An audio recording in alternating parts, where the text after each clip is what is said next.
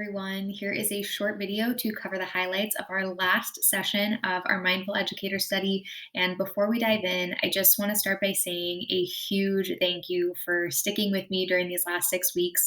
I appreciate you all for your time and your openness for jumping into a different type of professional development where we focus largely on our own self-care and well-being. Together, we explored 3 meditation courses and roughly 30 guided meditations, which is no small feat. And I hope that you leave these 6 weeks with a new set of tools for yourself and new ideas that you can bring into your classroom with your students. So, as a reminder, our study objectives were to understand mindfulness as a mental health support, learn and practice mindfulness skills that support stress reduction and communication in relationships, and lastly, develop a practice that is in harmony with our individual lifestyles and capacity.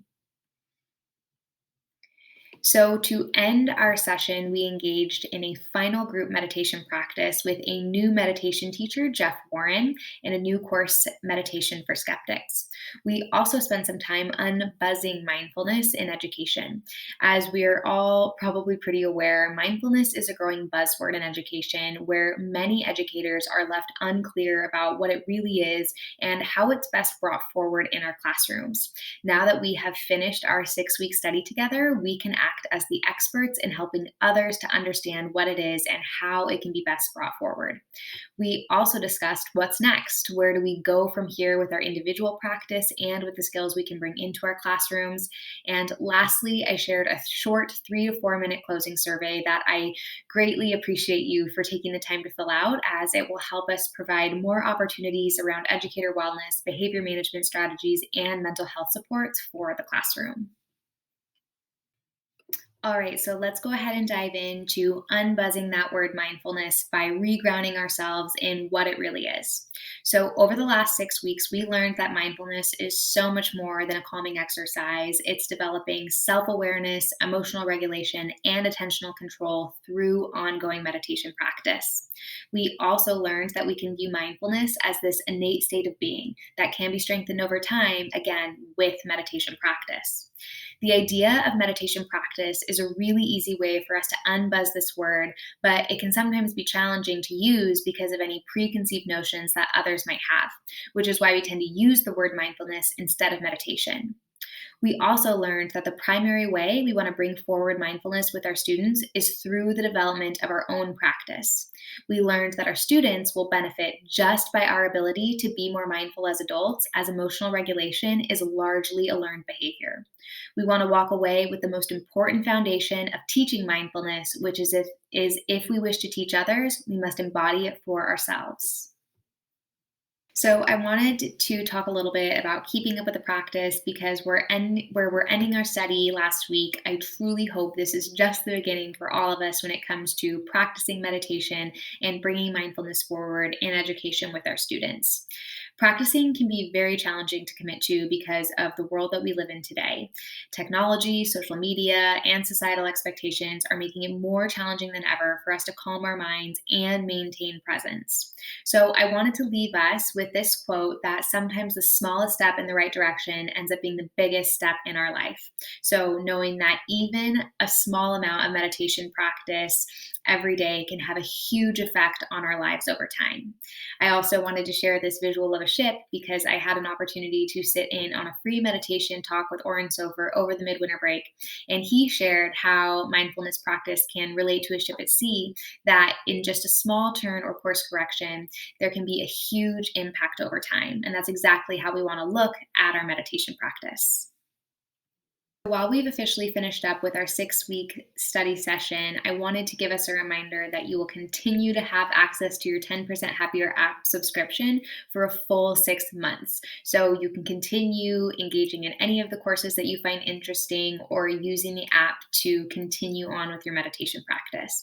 So I wanted to call out a few different courses that I have found exceptionally helpful with continuing my meditation practice. So the first one is Meditation and the Brain, which is great for anybody who's interested in diving deeper into the neuroscience behind why meditation is such a helpful tool for our brains. I also wanted to call out Healthy Habits with Kelly McGonigal, who is a phenomenal habit change expert, and we referenced her a few times over our 6 weeks together. I also wanted to share with us Meditation for Skeptics with Jeff Warren, who is an incredibly relatable meditation teacher. And Meditation for Skeptics can be a great course if we're looking to be able to share meditation with someone in our lives who may have a slightly skeptical lens. I also wanted to share Meditation in Real Life, which is a great application of meditation and can help us continue to foster bringing mindfulness practice and meditation forward in our everyday lives. And then finally, Emotions with Oren Sofer, which is a phenomenal course where we walk away with those tools in better being able to navigate our emotions and develop that sense of emotional regulation. So, as we continue to look at what's next and think about where we want to go with our own meditation practice and bringing forward mindfulness with our students, I thought that some of us may be interested in learning about what other meditation apps or companies have to offer for developing this practice. So, Calm is an incredible company that has some great resources for teachers that I wanted to share with you today. The first one is 30 Days of Mindfulness for the Classroom, which is a PDF document that as soon as you download, you'll have access to different tools and resources that you can bring forward with your students as soon as you download the PDF. And the second one is the Self-Care Guide for Teachers, which provides you with resources to continue developing your meditation practice and continue to put your self-care and your well-being at the top of your to-do list. Start wrapping up our study session, I wanted to end with a closing reflection and a quote from Brene Brown that says, "Write a new ending for yourself, for the people you're meant to serve and support, and for your culture." The two questions that I wanted to leave us thinking about were, what inspires you most about the practice, and what do you have time and energy for? And where do you see mindfulness fitting in your classroom, in the Snoqualmie Valley School District, and in education? All right, and that wraps up our video and our educator study. Thank you all so much for sticking with me over the last 6 weeks, and I truly hope you found our time valuable and feel like you're walking away with a new set of skills and tools for yourself and to share with your students. If you have 3 to 4 minutes, I greatly appreciate your time in filling out a final thought survey to help us better understand how we can support educators and offer more educator wellness and mindfulness opportunities in the future. And lastly, while our study ends today, please feel free to reach out or connect with me anytime.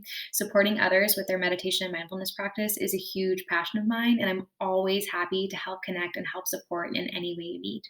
All right, you guys, thank you so much, and look forward to seeing you around.